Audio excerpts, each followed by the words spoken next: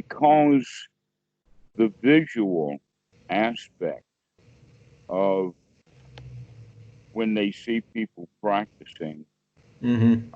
and the word meditation is used, it kind of locks us into the mentality that the teachings of the Buddha is about sitting on the floor. Mm-hmm. And that's not the case.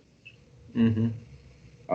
Though there have been um, instances that are well known throughout history, as well as a continuing practice that is seen mostly in Burma, where uh, the meditator or the guy who's doing whatever he's doing gets kind of locked into that this is good and more is better. Mm-hmm. And so they wind up sitting 16 hours a day, sometimes staying in a cave for 9 years. That kind of thing is going way overboard. Mm-hmm. And that every student that I've talked to, everybody that I've talked to, when I ask them, is that the kind of life that they want to live? They always say no. Mm-hmm. Um, and yet we still have that mentality of a sitting practice. Now, uh, in fact, occasionally, like on an interview or something like that, someone will still ask me, do I still have a sitting practice? But the Mm-hmm. answer is that uh, I, if a jazz piece is well understood and well played on the piano, doing it again for enjoyment doesn't actually sound like practice anymore. It sounds more like play. Mm-hmm. Okay. So there's also several indications in the suttas, especially in the sense of people coming to see the Buddha generally in the afternoon, and Ananda won't let them in. He Mm-hmm. won't let them through because the Buddha is kind of taking private time. But who knows? Most people think that he's sitting in some high jhana or another, where in fact he may have been taking a nap. Mm-hmm. Uh, so what I'm getting at here is that when we talk about meditation, everybody thinks about meditation the way that it is presented both in Western, uh, more medieval kinds of settings, as well as the sitting posture. Uh, and that basically, I'm not a meditation teacher, Mm-hmm. I'm a Dhamma teacher. Meditation on the couch or on the floor is basically a means to an end. Mm-hmm. And so that means then is um, basically the means of getting ourselves into seclusion. When the Buddha talks about it in the Anapanasati Sutta, he talks about going to an empty hut or under a tree Mm-hmm. or someplace like that in the sense of seclusion. That the whole point of sitting is to be in seclusion, which means that now we're uh, separating from the uh, the outside world, and then we come and we sit down in seclusion, which means that now we're going to start learning to deal with the inside world. Mm-hmm. But the Dhamma can only be practiced when we integrate those two, the outside world and the inside world. Mm-hmm. And so, um, one of the things to get um, rearranged for the student is that um, here's a way of putting it. If you set for an hour a day, Mm-hmm. or let us say 2 hours a day. Then if you're sitting 2 hours a day, that means that there's 22 hours of hindrance and 2 hours of intermittent in and out. So what we're actually looking at is that the real benefit of the Dhamma is going to be because you're practicing it throughout the day. Mm-hmm. That the sitting is um, a way of getting started. It's sort of like, if you think of it this way, most engines are still internal combustion engines on a car. So you can think of that V8 engine as the vehicle that's going to get you down the road, and sitting meditation is the electric starter. Mm-hmm. Okay. If we can think of it like that, then we can recognize, well, wait a minute, the starter, people have tried it. They've tried to drive their car when the engine won't start, but they can get it going a little bit with the electric starter, that there's enough power in the electric starter to not just turn the engine over, but it'll also move the car a little bit down the road. Okay. What we actually need to do is to get the daily practice started so that it's all day long daily practice Mm-hmm. rather than merely a sitting practice. Mm-hmm. Now, there's all kinds of things that will happen in the sitting practice. Experiences, sometimes these experiences we're talking about, and other things like that. But um, it's kind of like when the when the Buddha practiced for himself before he became enlightened, he practiced jhana. Mm-hmm. And so the jhanas are now throughout the suttas as if that were the goal. And yet the Buddha was clear about it, that the jhanas are not the goal, that in fact the path to the goal is through the first jhana, Mm-hmm. not the higher jhanas. That if you cannot keep the mind functioning, and the second jhana is basically the shutting down thought, or shutting down the conceptualization. We Mm-hmm. don't really want to shut the mind down or shut down that conceptualization. We want to focus it and use it to good advantage. It's sort of like we got better things to do than to kill the dog to shut it up, Mm-hmm. get it to stop barking. Okay. There's no reason to do that, that there are other things to do. So this is a major shift then in the mentality, and I think that this is kind of a major shift that's bigger than than the major shift of beginning to practice in the first place. That many people will go to a retreat or they'll go to a session and everybody is sitting there, and so they think that meditation, or that what's going on here is all about sitting on the floor. Mm-hmm. And yet, um, if they do that, then their progress, even though that they could get really nice states, their progress will only be then while they're sitting. Mm-hmm. Because when the world comes back in, let us even say flooding back in, if we don't have or don't develop the skills to deal with the world as hindrance, then we won't be able to deal with both the world and our own mind kind of at the same time. Mm-hmm. A clear example of that is that almost every time when someone gets angry at you or at another person, that person gets angry back. Why? Because of both the outside hindrance. If if the intruder hadn't become angry, then the inside would have not gotten angry. But because the outside is angry now, the inside gets angry again. So in fact, we're going to start working with the fact that the bigger problems in life are not on the sitting cushion. That the sitting cushion is actually the training. It's kind of like this, the piano. Back to the piano. I played piano. I had piano lessons for 7 years, but there was also organ lessons and a lot of other stuff. So it's a good analogy. I hope that it works for you.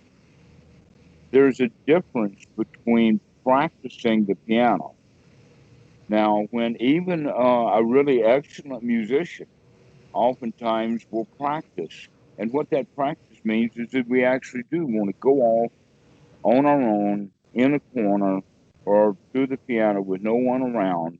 We don't want people singing along. We want quiet so that we can practice.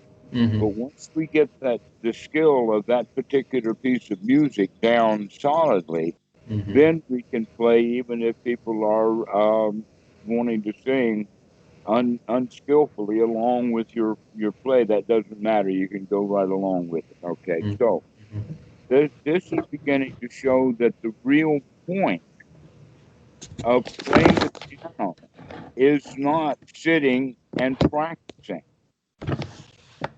The point is to go out into the public and live in the public while you have skill that you develop while you're on uh, practicing piano.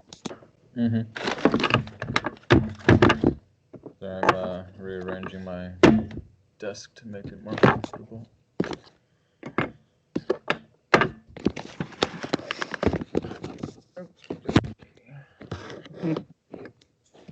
What is ESC The what? on your ESC? It's on your desk.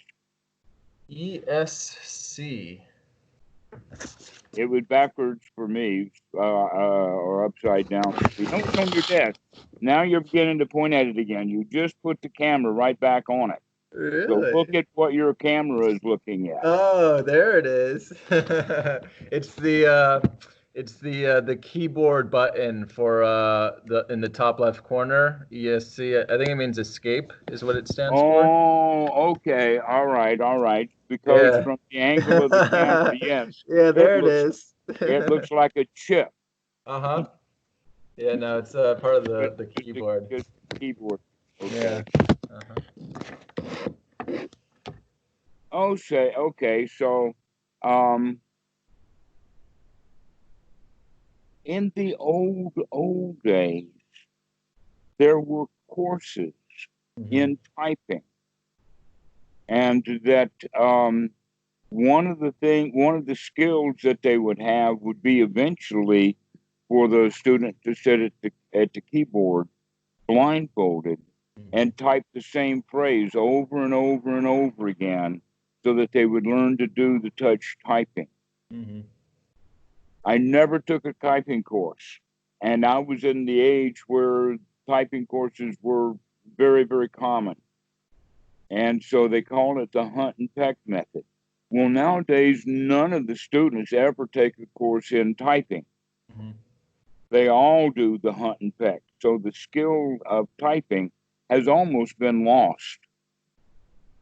That the way that now over the years, I've come to know where the keys are, but I didn't train for that. I just kind of got used to it. But my typing is actually quite sloppy. I've got to read it over again because the S and the D and the F are close together.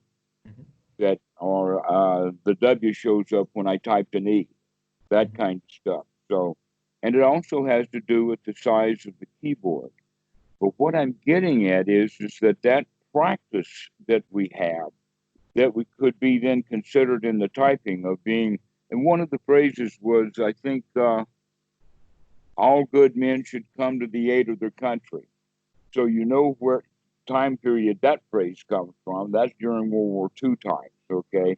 And so the students would sit there and type, all good men should come to the aid of their country, carriage return, over and over and over and over again, because that helped get that rhythm going. And that's kind of the same thing that we're trying to develop in our sitting meditation, rather than taking the mind into hyperlooping states or stopping the mind and that kind of stuff.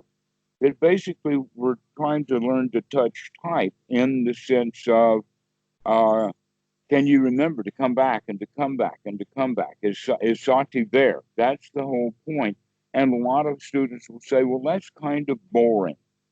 Well, boring and joy are not the same thing. When people say they get bored of joy, What that means is the mind has no longer got the joy and boredom has set back in. Okay?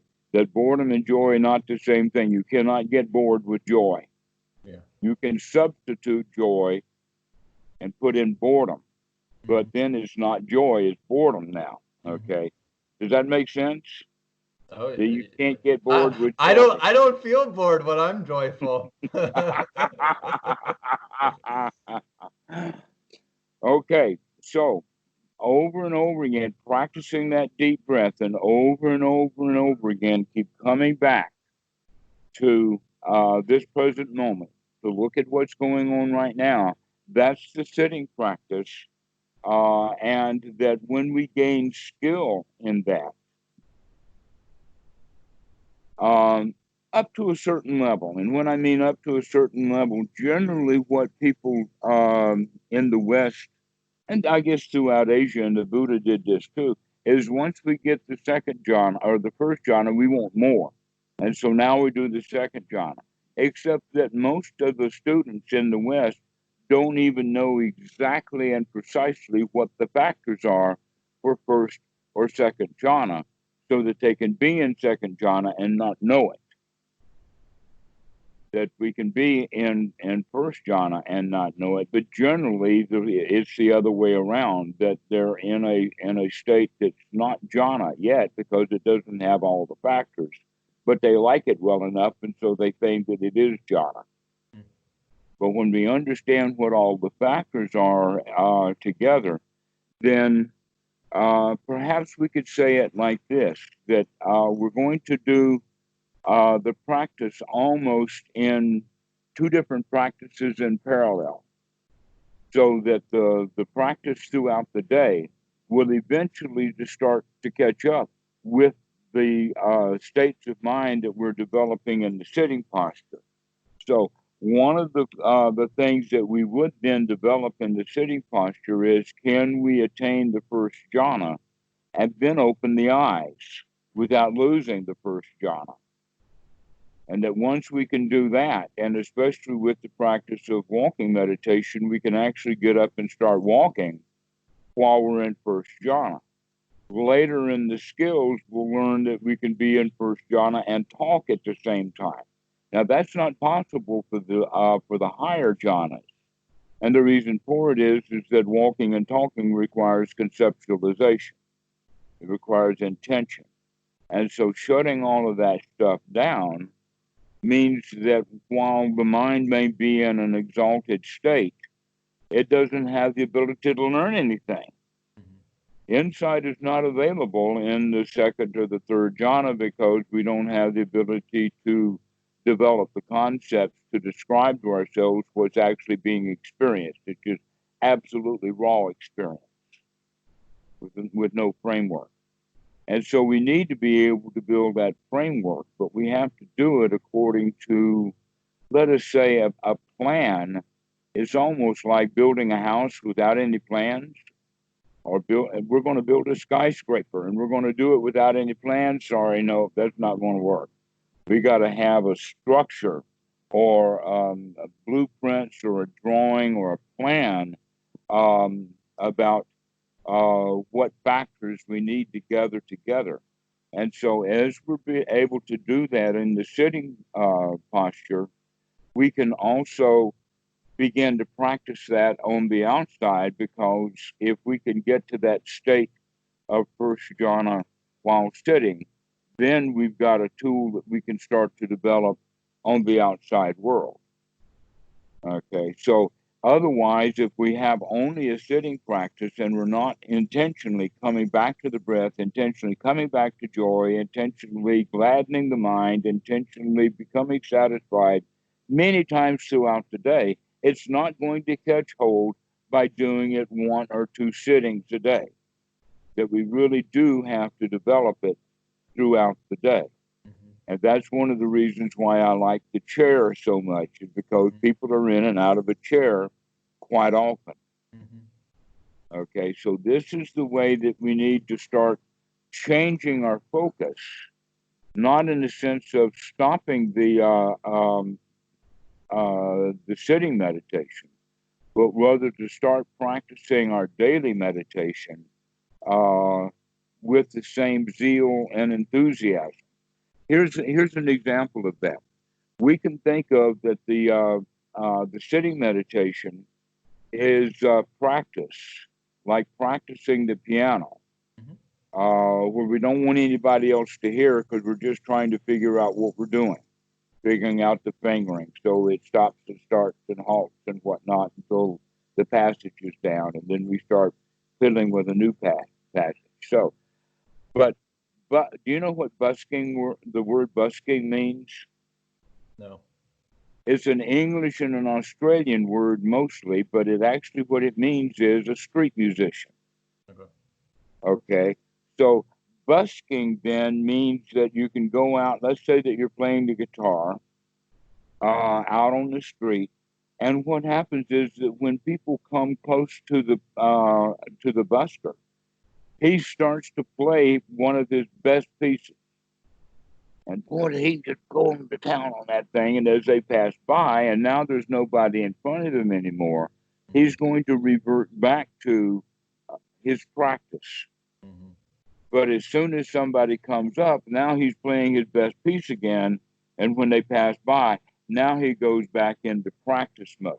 Mm-hmm. Okay, so busking is actually the quality of going back and forth between practice and performance.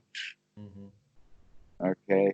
Once we get very good at a performer and that performing is well known, an example of that would be that a student playing the violin has just graduated from Juilliard. Everyone loves how well he does. Um, let us say one of the violin concertos. And so he gets a public performance. He's got an orchestra behind him. And to now, while he's on stage in this new special situation, he wants to make sure that he's doing it letter perfect. And so now his performance is really spot on because he's really, really working to get it correct. Now let's fast forward 15 years. He's back on that same stage with that same orchestra playing that same piece of music, but now he's played it so many times that he's got that thing down solid. He knows exactly what to do. And in that case, now he begins to dance.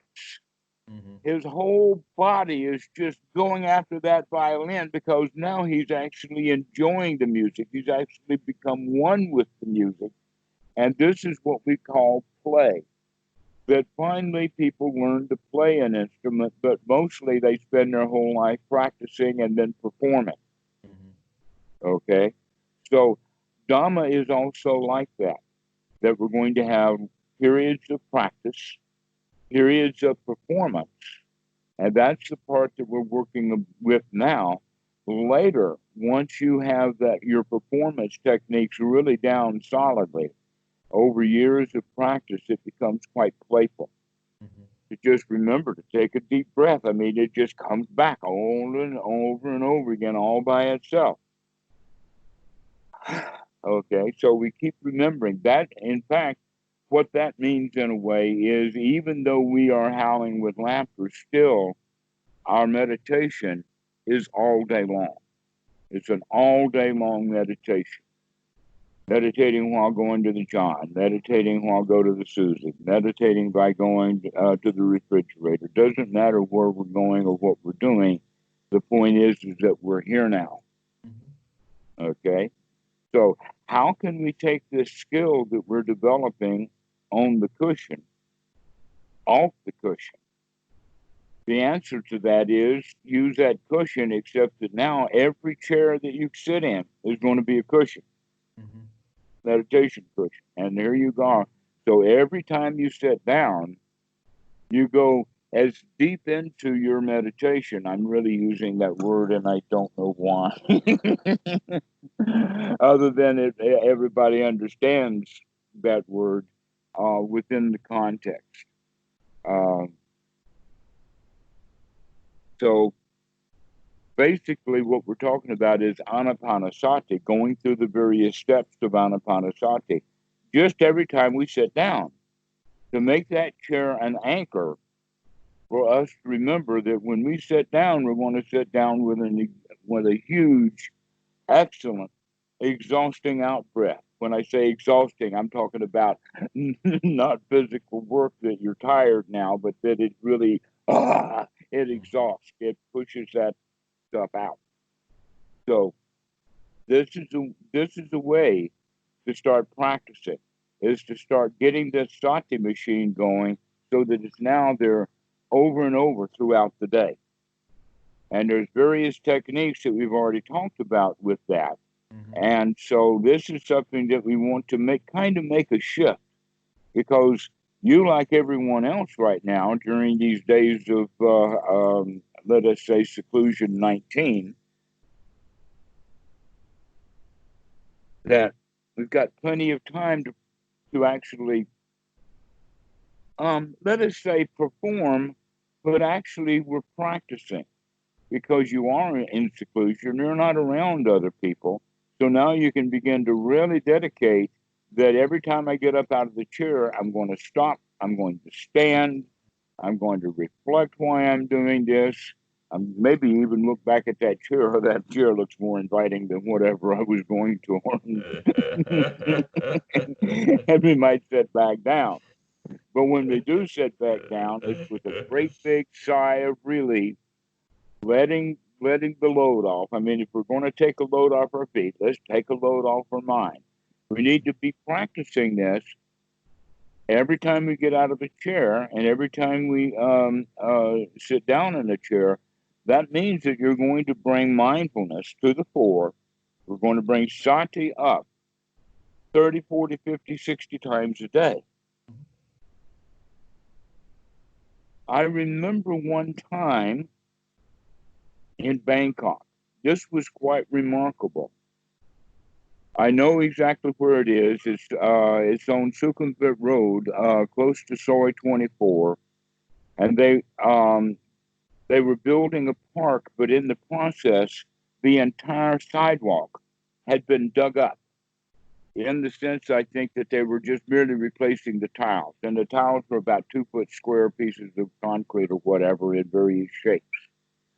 So here I am practicing Anapanasati, walking down the street with a real sidewalk, and now I've got this half block to go through where the sidewalk is really torn up.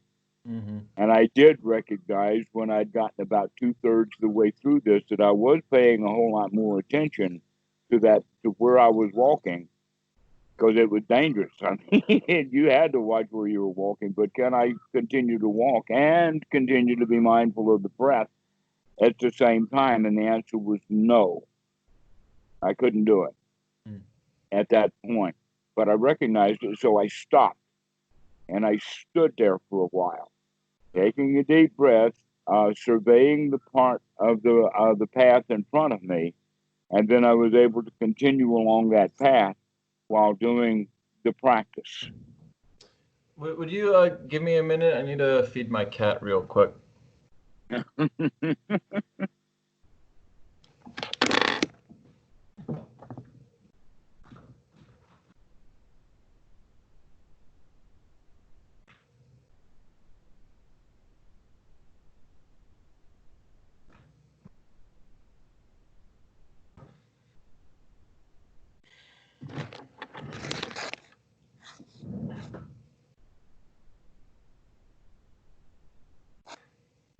Okay, thank you.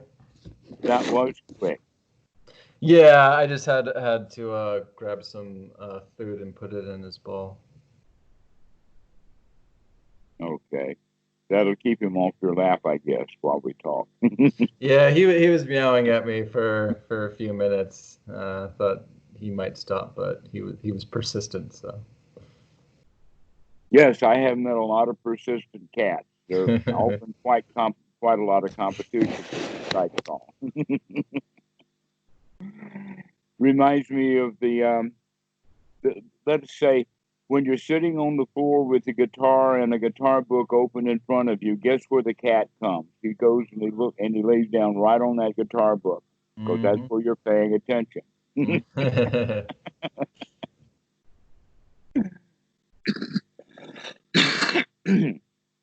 Okay, so let's get back to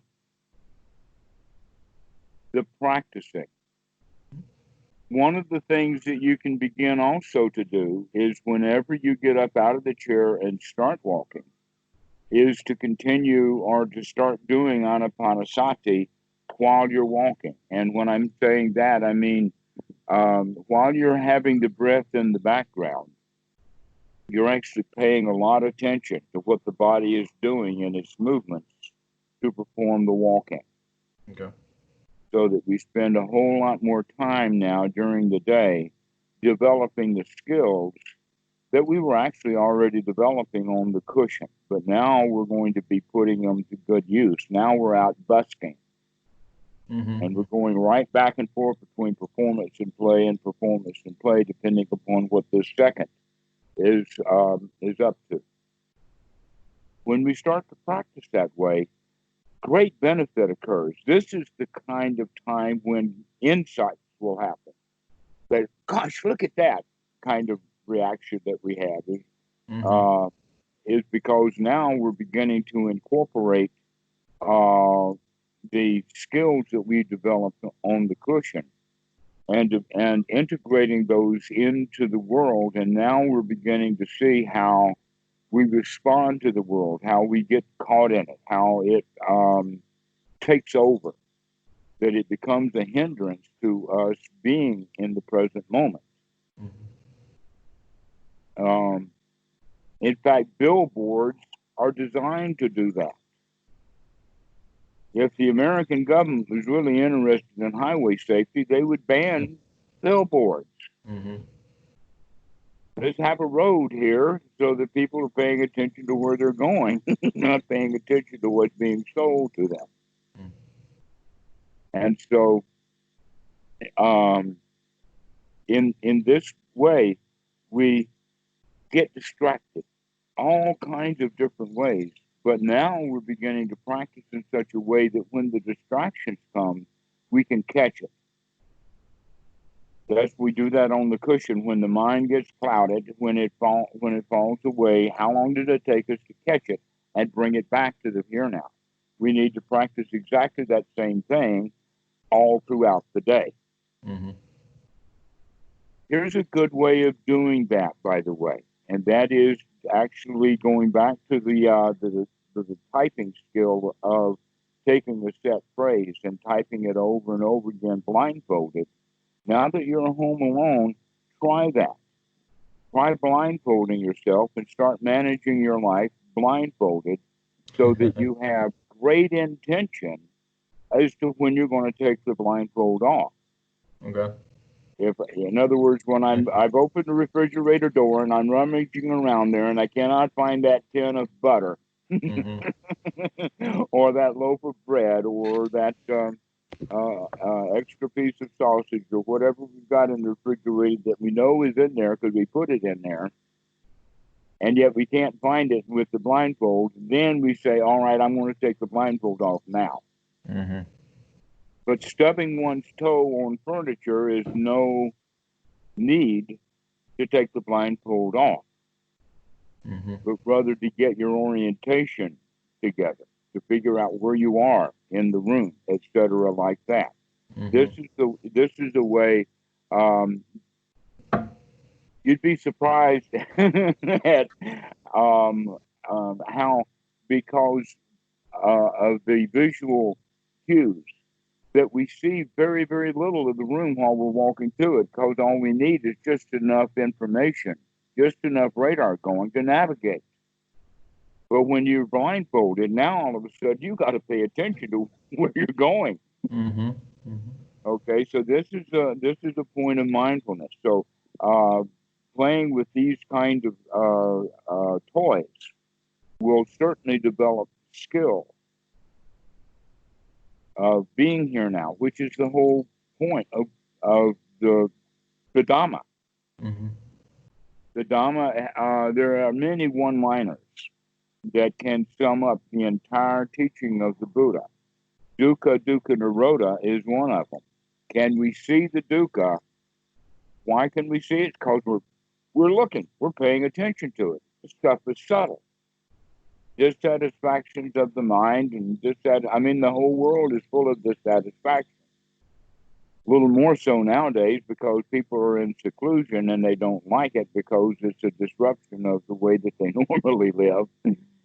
But maybe if this uh, sequester in place order goes on long enough, then people will get familiar with and start to like being alone, and then they don't want to go back to work. And so the economy will get started really, really slowly like that because a lot of people don't want to go back to work now that they know how nice it is and that they survived. You know, we've been told our whole lives if you don't work, you don't eat. Well, right now, ain't nobody working, and most people are eating. I don't know of any starvations that are happening because of coronavirus. So, in that regard, uh, there is not such a tight, close connection between working and eating.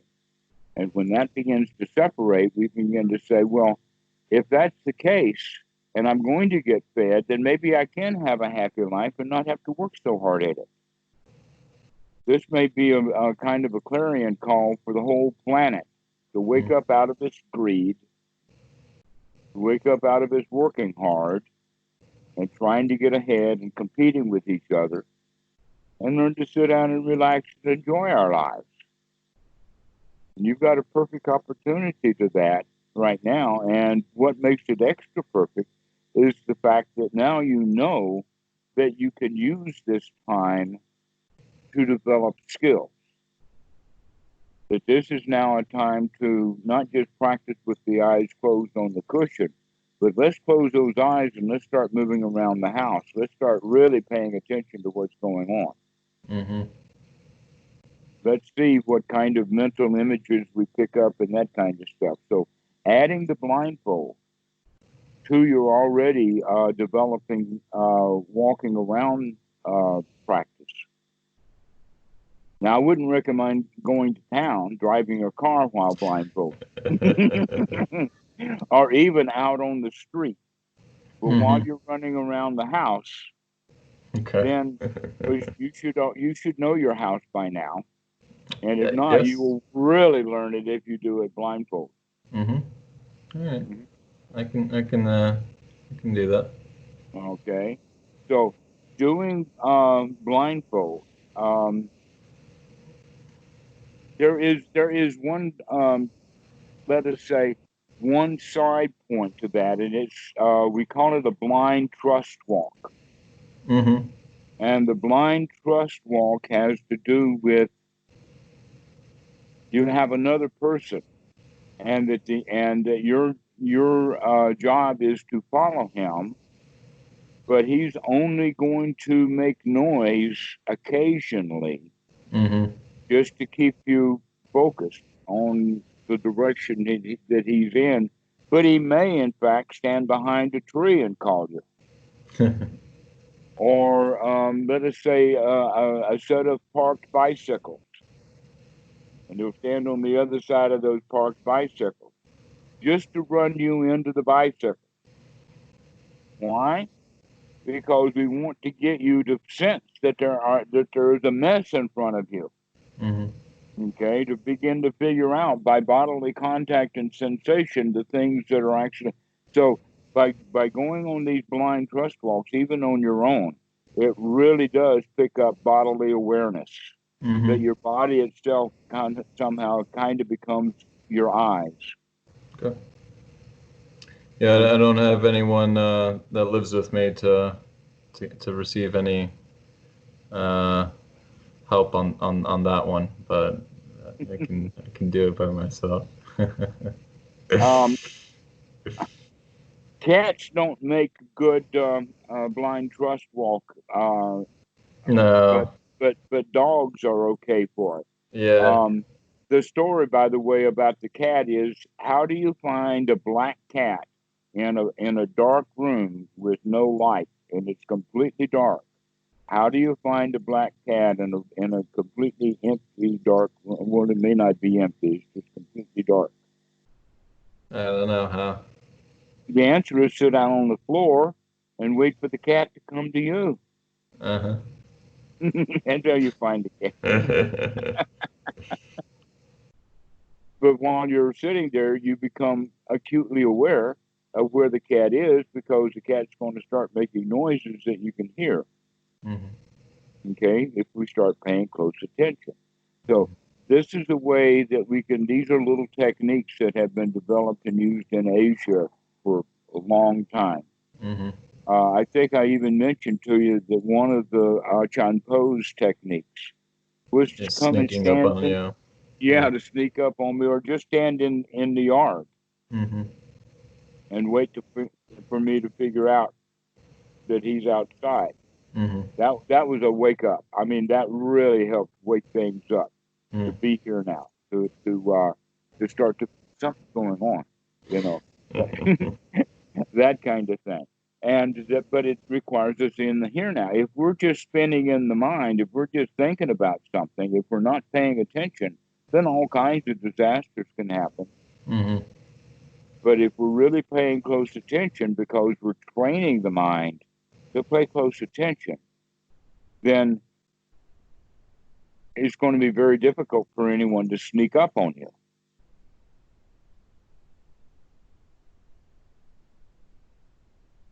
I think you're frozen. Oh, you've come back. Okay. Oh, okay.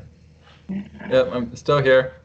All right. So, um, this new way of looking, in Sutta number 10 in the Majjhima Nikaya, the Satipatthana Sutta talks about in the body Mm. awareness is when to start paying a lot of attention to what you're doing with your hand. Mhm. That when you're grasping, when you're reaching, when you're touching, all of that Yep. kind of stuff Yeah, I've been is doing that. Yeah. okay. So do a lot more of that. Mhm. Make one of the things that we can start practice is by corralling the mind, and in that way, starting to corral the hands. Mhm. One of the most important one is to make sure that we, especially, I mean, it's funny. We've been practicing this for centuries with meditation, and yet the coronavirus doctors are beginning to tell us to do it now, and that is don't touch your face. Keep your hands away from your face, Mhm. which means that if you've got a reason to touch your face, then you do it with consciousness, Mhm. or we do it with full awareness that we know what our hands are doing, that it's intentional. We Mhm. begin to live our life intentionally in the sense of what am I doing? Why do I want this? How do I work with the hands? So the reaching, the grasping, we begin to do things poetically, Mhm. almost as if you were a dancer. And I've been around dancers. I've seen that they can't even reach for the salt shaker without dancing. Yeah. What does that mean? That means that the hand is doing things as it's going for that shaker. Okay, so we begin to pay close attention to what the hands are doing. Um, we start to pay attention to uh, the body as it's sitting, or the touch of the cloth, or the things that are surrounding you, becoming aware of those things. This is all can be practiced on the sitting cushion, but then we take these things and start practicing throughout the day Mhm. so that we begin to spend more and more of our mind moments uh, with, um, when we talk about the breath, there's only 2 points when we need to actually look at it. And that is the point of time when we know that this is an in breath and it's a deep in breath. So just making that note, this is a deep in breath, and then making the note, this is a deep out breath. Or a good way of talking about it is a sigh. We don't have to be mindful of the sigh throughout the whole sigh, but we do have mindfulness that this is going to be a sigh, and let it kind of happen automatically while we have all kinds of other things to do. You'd be surprised at how fast the mind really is. Okay. In fact, the Buddha has an analogy for that. It's in the Anguttara Nikayas, and surprisingly enough, it's in the ones. Like one thing is this and one thing is that. And in the ones, the Buddha says, the mind, O monks, is fast. It's so fast, I don't even have an analogy for it. Hmm. That's how fast the mind is. The mind is so fast that there are no more analogies. It's easy to prove that the mind is much faster than the speed of light. You want me to do that with you? Sure. All right. Think about the planet Saturn with the rings. Okay. Okay, now come back and think about your nose. Okay. Okay, between your nose and Saturn, the speed of light will take about an hour and a half to reach Saturn and return. So you did that in a split second with your mind. That's how fast the mind is. And part of the training in Paticca Samuppada is to catch the mind earlier and earlier in its sequence of events. And so we're basically just barely touching the surface of it, but we're doing that often, over and over and over again throughout the day, as much as we can to bring mindfulness to the fore, which means pay attention, look at what's going on. What are my hands doing? What kind of thoughts am I thinking? How's the breathing? And it's almost, in a way you could think about it, is that you actually become the foreman of your own construction site. That's a way of looking at it, is you become the foreman of your life because you're watching closely. Those people, they just go around living their life just helter-skelter without having that observer or that foreman or that mental capability of pulling ourselves out of what we're doing.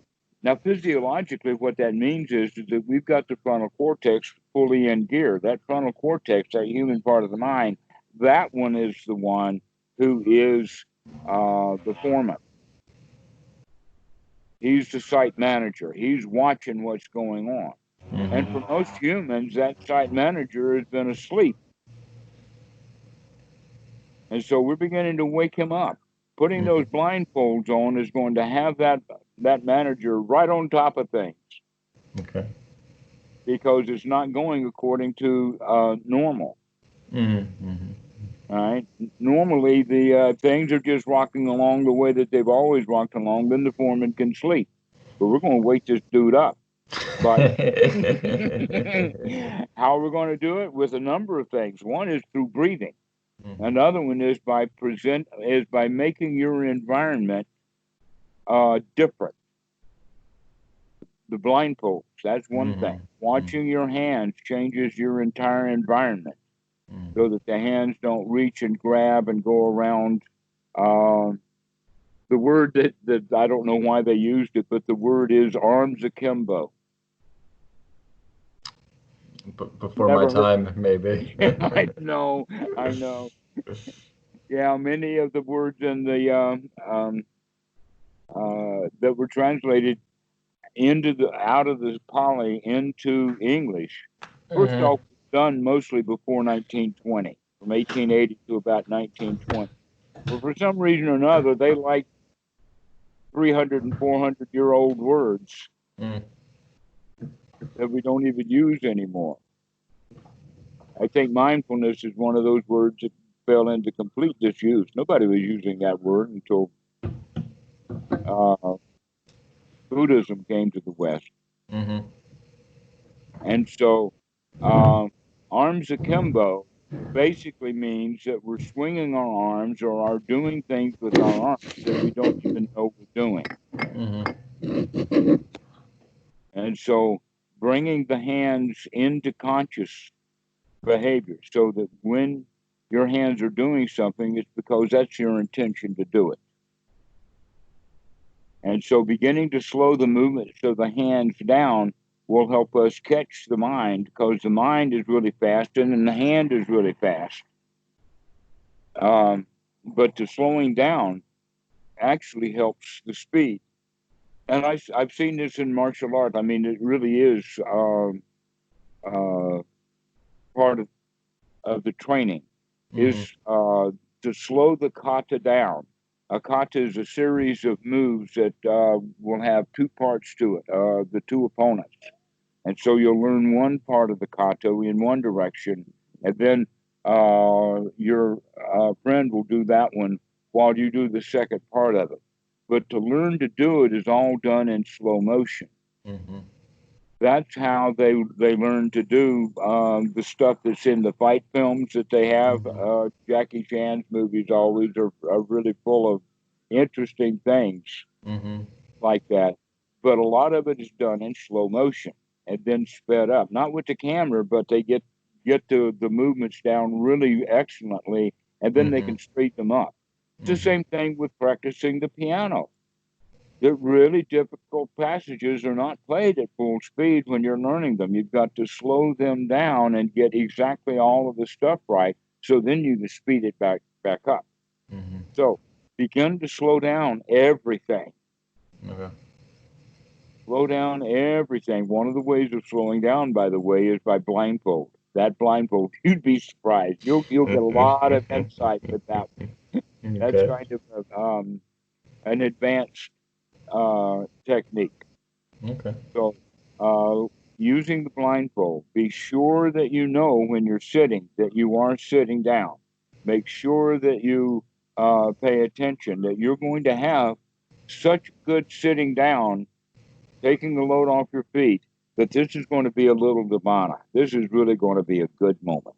Mm-hmm. Uh, that's the way we start working with it, so that over and over again, every time you get up, you're paying attention to what's going on. You start paying attention to your movements of the body as you're walking. Every Mm-hmm. time you sit down, you also bring that mindfulness to the fore. Mm-hmm. Now, sati becomes the important point. Am Mm-hmm. I watching? Am I looking? Am I noticing? And that's even more interesting when you're blindfolded, because now the watching is a different level. Mm-hmm. That your hands become your eyes in a way, or your body becomes the eyes. Here's Mm-hmm. an example of that. Have you ever been an automobile or a motorcycle mechanic? Have I ever been Yeah. one? Yes. Or let us put it this way: have you ever repaired problems on a car that were in the dash? No. Okay. Basically, what I'm about to say is that many of the screws, nuts, bolts, screwdriver mechanics, and actually figuring out the wiring Mm-hmm. cannot be seen with the eyes. Mm-hmm. You have to feel your way of knowing how to hold that bolt to get those threads so that you can begin to turn and get that bolt into place. And then you grab the wrench and you tighten that bolt, and you haven't seen it Mm-hmm. for 5 minutes, and yet you just put it in place. Mm-hmm. Okay. This is what I mean. It's kind of a tactile thing that some mechanics have. That tactile stuff is also part of becoming a musician, of really getting in touch with your hands. But if you're not practicing that kind of skill, then doing it the way that we're doing it still has a marvelous effect. That Mm-hmm. you really become in touch with your fingers. You know what they are. Mm-hmm. You can feel those dudes. You begin you begin to play with them. My what? I mean, can you imagine such a marvel as a human hand? Yeah, they're pretty Human cool. hands, they are just amazing devices, and we Yeah. don't even pay much attention to them. Yeah. So now you're beginning to pay attention to your hand.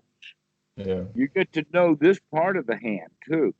all of it. Okay, you begin to get into real tactile sensation, to begin to feel things closely with your hands. Begin to notice how you're reaching and touching. You can do this wherever you go. Go into the bathroom. Do it mindfully. Mhm. Okay. Everything that we do, we're going to start slowing it down. paying attention to what we're doing, incorporating the breath. Every breath that we know we're taking an in breath. We know we're taking, most people,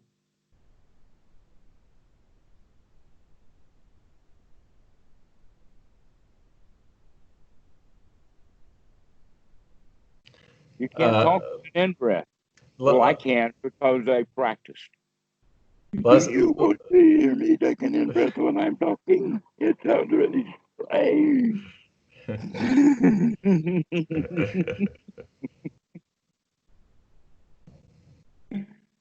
So begin to play with it like that, okay? So the when you're breathing in and breathing out, can you talk?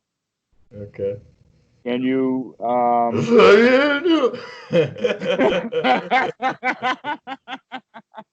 yes. I can do it.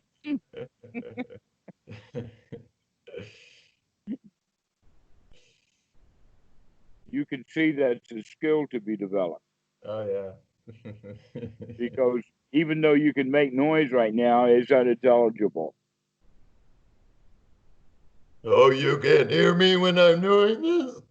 Yes, I got it that time. That was good.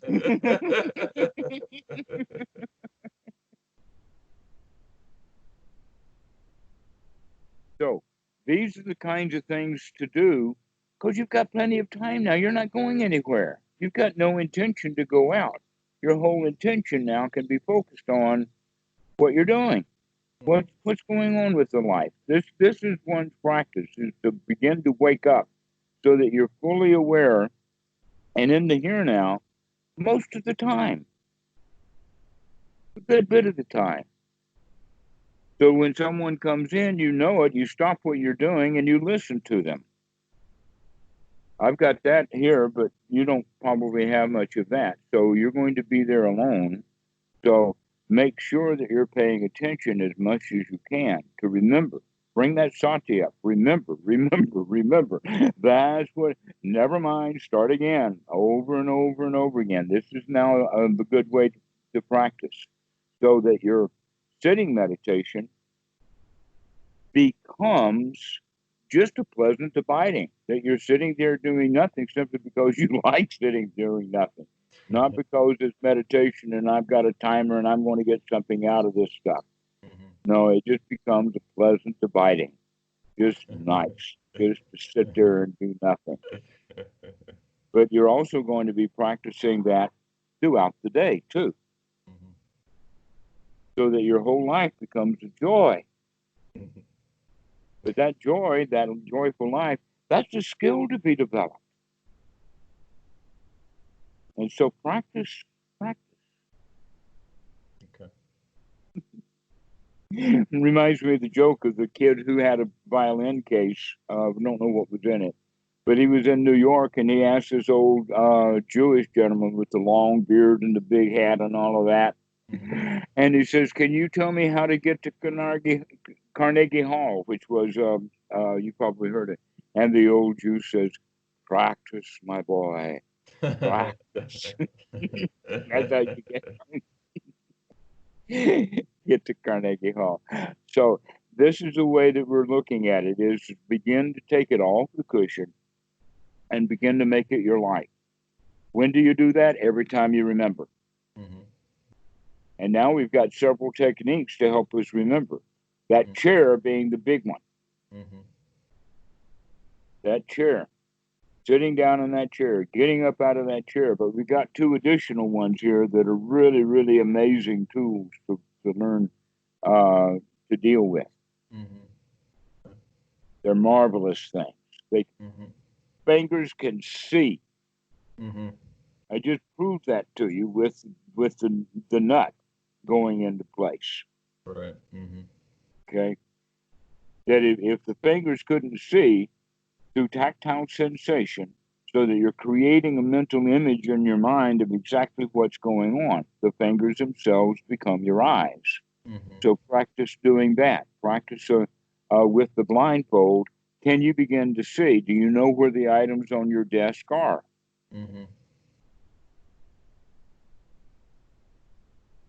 Because it's like this.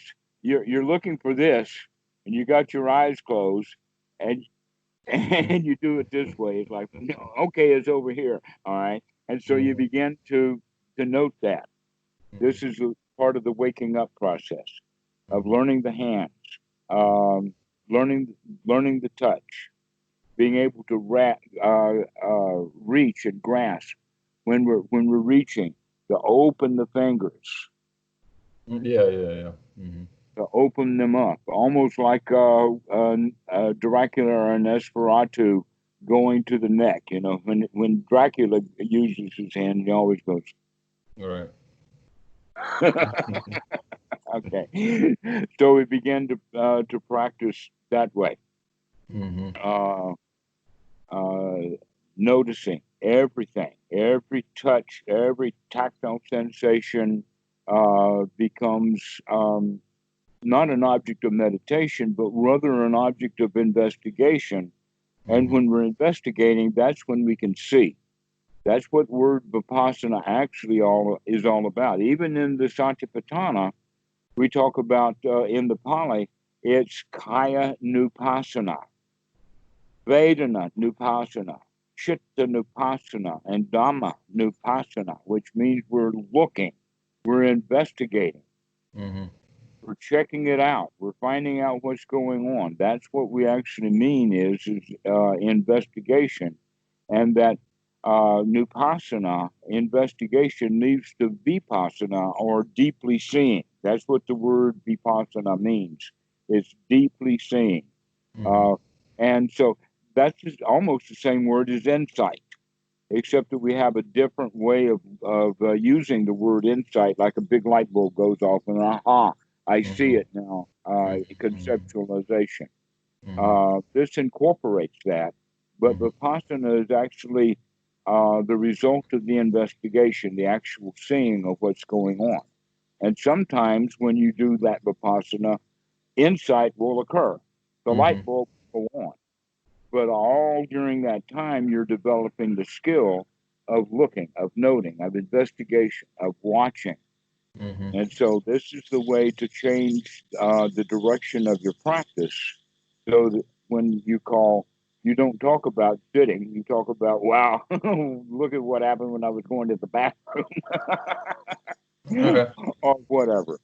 So this is the way of beginning to change our whole direction, rather than like in the piano playing, rather than sitting and practicing the piano over and over and over again in quiet. We're now going to take that piano out on the street. Okay. Okay.